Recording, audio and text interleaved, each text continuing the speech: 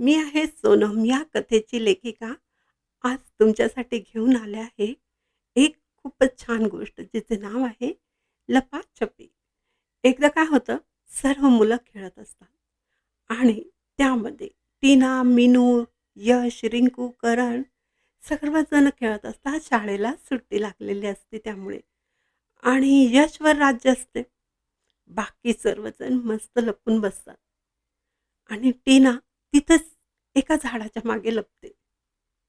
पण तिचा ड्रेस आहे ना, तो हवेने उडत असतो आणि यशच्या नजरेत तो पडतो.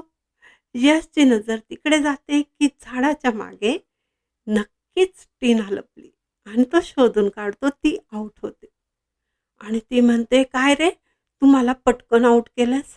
जा पळ, मला नाही खेळायचे." यश बोलतो, "वाघ चिडके, आउट झाली म्हणून नाही खेळायचं बोलतेस. राज्य घे गपचूप. आता बघ मी सर्वांना आउट करतो." आणि दोघं मिळून पुढे जातात आणि तिथे समोरच पळताना करण सापडतो आणि तो सुद्धा आउट होतो. सर्वजण हसतात. असंच मजेत पुढे जातात. मीनू आणि रिंकू काही सापडत नाही. मग करण म्हणतो, "त्या कारच्या मागे असतील. तिकडे लपलेले असतील. चला आपण तिकडे जाऊ." आणि तिकडे जातात, पण तिथे कोणी पण नसते. आजूबाजूला सर्वत्र शोधतात, पण कुठेच सापडत नाही. प्रत्येक दिशेला शोधतात जवळपास.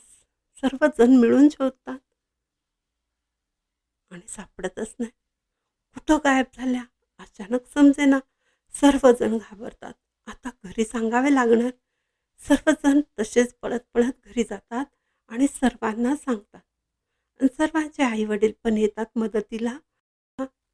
आणि त्या दोघींचे पण आई-वडील येतात. ते पण घाबरतात, की मुली गेल्या तर कुठे गेल्या? अजून थोड्या पुढे गेल्यावर रोडच्या पलीकडे एक कार थांबलेली असते. तिकडे करण, यश आणि टीना जातात आणि कारच्या आतमध्ये डोकावून पाहतात. त्यांना रडण्याचा आवाज येतो. कारची खिडकी थोडीशी उघडी असते.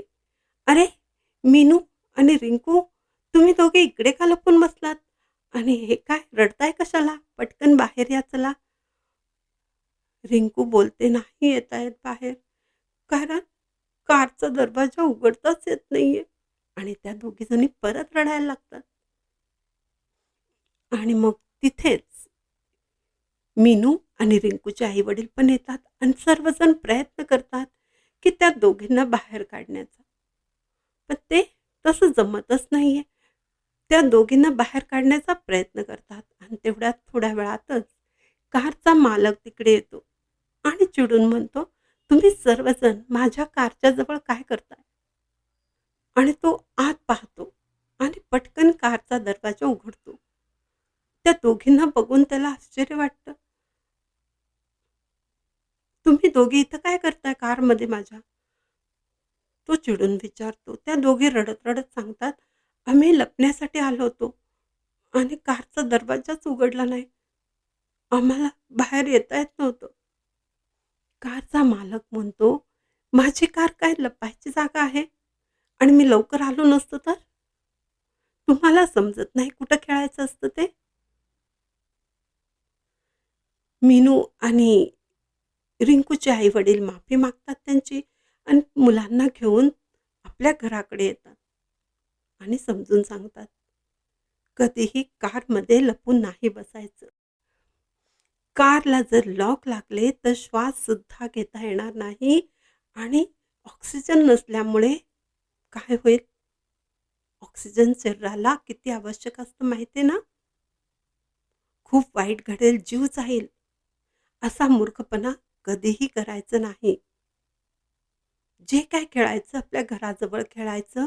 कधीही कारमध्ये जाऊन लपून बसायचं नाही." आणि सर्वजण मुलं म्हणतात, "हो, तुम्ही जसं सांगता आम्ही तसंच ऐकणार." आणि रिंकू आणि मीनू पण माफी माग, "आम्ही पण कधी कारमध्ये लपून नाही बसणार."